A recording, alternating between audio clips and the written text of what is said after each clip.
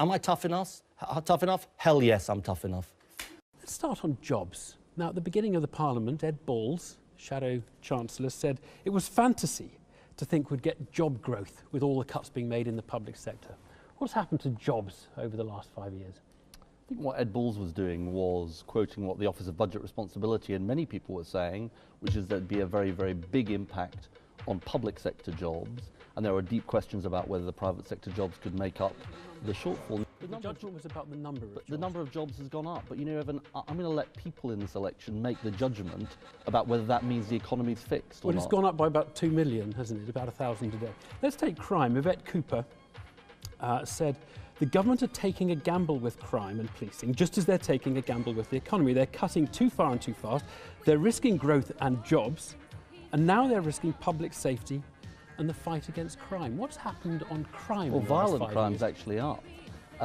So there are worries about violent crime, and there are big questions about what's going to happen to policing in the next Parliament. But you know, what has happened to crime overall? Well, I mean, reported crimes are up in some areas, and there are questions over whether reported crime is the right measure of those, because people. But, I mean, you're definitely right that there are a number of statistics that the government cites to say everything's fine in the country and everything's doing well. What has happened to crime? I want to. Certain areas of crime has gone down. Certain areas of crime have gone up. But let's go to the big argument of this election: is the country fixed or is the country not fixed? Now, I don't believe. I'm just asking about crime. What's happened to crime?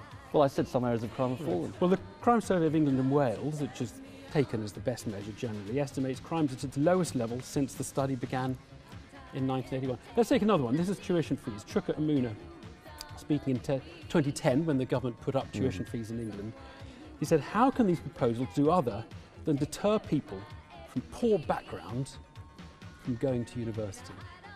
What has happened to the number of poor people going to university, people from poorer backgrounds?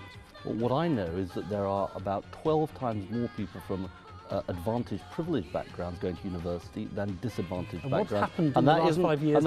And that isn't good enough for me in the country. But look. But what's happened to those from poorer backgrounds? Well, there are some more people going to university from different backgrounds. It's gone up. It's gone up by a third in the last 5 years. And so the problem's fixed, is it?